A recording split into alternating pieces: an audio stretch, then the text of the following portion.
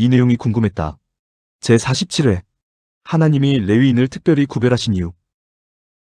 신명기 18장 1절로 2절에 보면 레위인에게는 땅도 주지 않고 직업도 주지 않겠다는 하나님의 말씀이 나옵니다.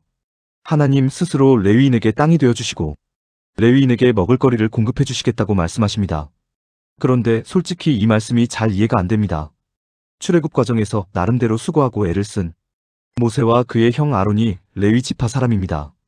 하나님도 물론 이 사실을 잘 알고 계십니다. 그런데도 하나님은 모세와 아론이 속한 레위인들에게는 땅을 주시지 않겠다고 말씀하십니다.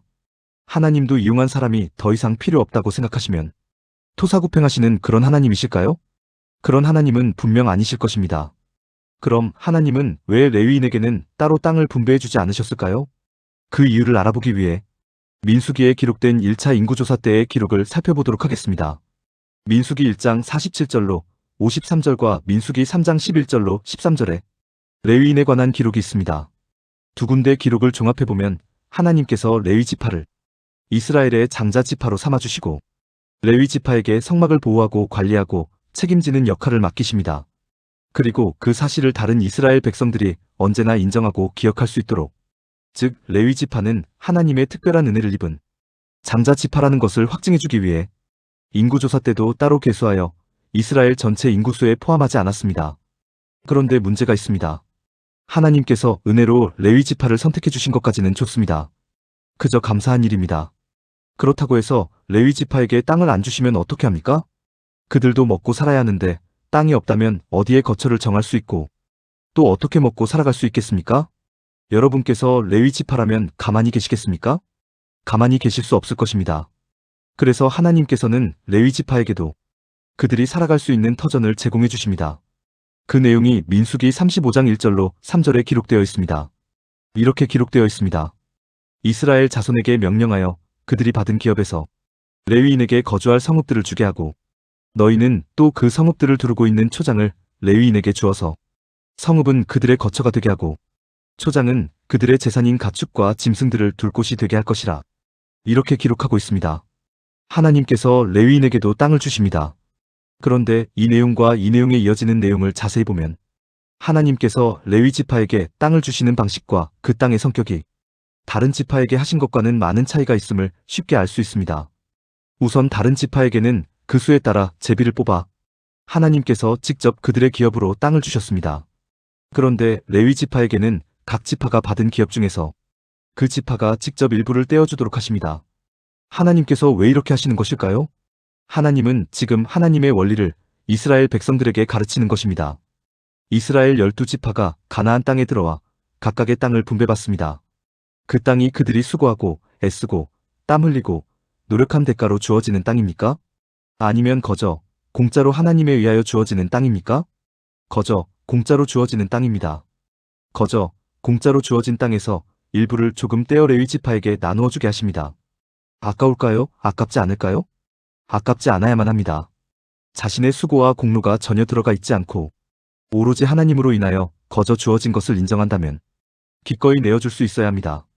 그래, 이 땅은 하나님께서 우리에게 거저 주신 땅이야. 거저 받은 땅의 일부를 우리 동족에게 조금 떼어주는 건데 뭐가 아깝겠어. 그래, 기쁨으로 내어놓자. 그렇습니다. 하나님은 지금 이스라엘 백성들로 하여금 자신들이 얼마나 성숙한 백성이 되었는지 스스로 확증해 볼 수 있는 기회를 제공해 주시는 것입니다.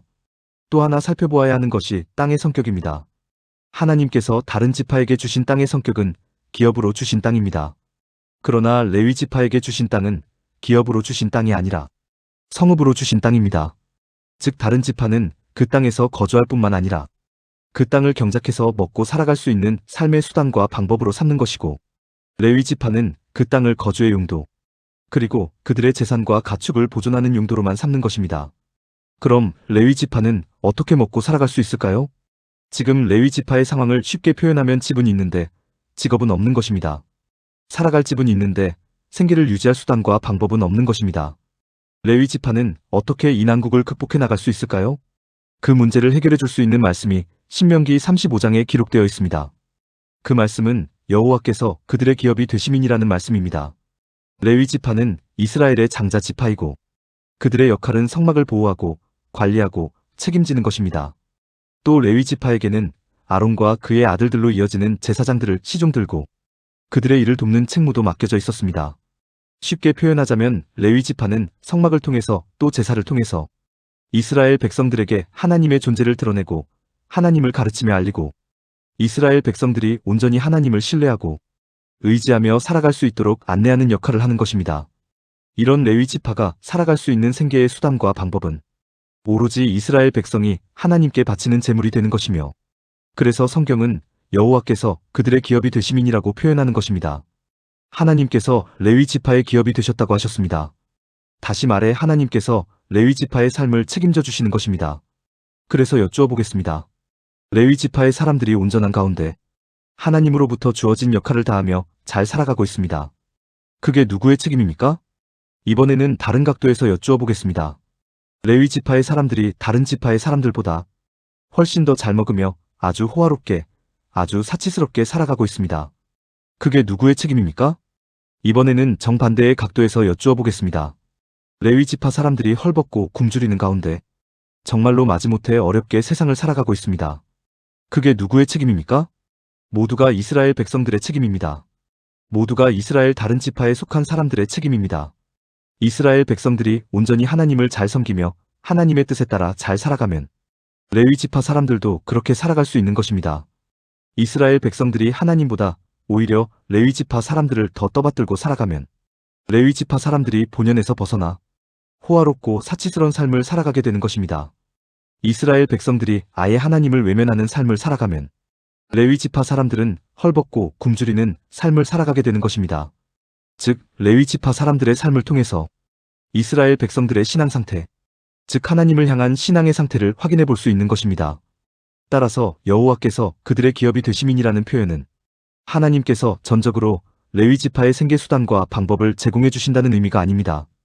이스라엘 백성들이 하나님의 심정과 마음을 가지고 하나님의 뜻에 따라 온전한 삶을 살아가고 있는지, 이스라엘 백성들의 신앙 상태에 혹시 문제가 있는 것은 아닌지, 이스라엘 백성들이 자신들이 얼마나 성숙해졌는지를 스스로 확인해 볼 수 있는 기회를 제공해 주기 위해 하나님께서 레위 지파의 기업이 되어 주시는 것이고, 결과적으로 레위 지파는 이스라엘 백성들의 신앙 척도가 되는 것입니다. 이 결과를 적나라하게 살펴볼 수 있는 곳이 사사기부터 시작되는 역사서입니다. 역사서를 보면 레위 지파 사람들의 삶은 형편없습니다. 땅을 소유한 레위인도 있고, 첩을 거느린 레위인도 있고, 다른 신을 섬기는 집안의 제사장이 된 레위인도 있고, 사람의 목숨을 파리 목숨처럼 여기는 레위인도 있습니다. 물론 레위인 자체에도 문제가 있다는 것을 부인하지 않습니다. 그러나 궁극적으로 성경이 의도하는 것은 레위인 자체보다는 이스라엘 민족 전체의 불신앙을 보여주려는 것이고, 그것을 통해 죄라는 존재가 얼마나 무섭고 집요한지를 알려주는 것입니다. 그런데 당시 이스라엘 상황보다 더 심각한 것이 21세기 대한민국 교회의 상황입니다. 아마도 오늘날 목사들을 레위 지파에 견줄 수 있을 것입니다. 그런데 오늘날 목사들의 삶이 어떻습니까? 분명히 정상은 아니라고 할 수 있습니다. 교회는 초대형 교회와 미자립 교회로 양극화되어 있고, 목사의 삶도 양극화되어 있습니다. 아주 호화로운 삶을 살아가는 목사가 있는 반면 입에 풀칠하기도 버거운 목사도 부지기수로 많이 있습니다. 대한민국 교회가 건강하지 못하다는 증거이고, 건강한 목사, 건강한 성도가 거의 없다는 증거입니다. 잃어버린 건강함을 회복하려면 어떻게 해야 할까요? 우선 성도가 건강해져야 합니다. 왜냐하면 성도로 인해 목사가 변화될 수 있기 때문입니다. 성도가 바르게 하나님을 알고 성도가 바른 신앙을 추구할 때 하나님의 진리에서 벗어난 목사는 설 땅을 잃을 수밖에 없기 때문입니다. 지금 이 시대는 바른 성도를 너무나 간절히 원하고 있습니다. 지금 이 시대는 바른 성도를 너무나 절실히 원하고 있습니다. 3927TV가 존재하는 이유이기도 합니다. 공감이 되었다면 구독과 좋아요, 알림 설정 부탁드립니다. 하나님의 말씀을 바르게 전하는 데 큰 도움이 될 것입니다. 평등하고 공정하며 정의롭고 행복한 세상을 이루는 데 큰 도움이 될 것입니다.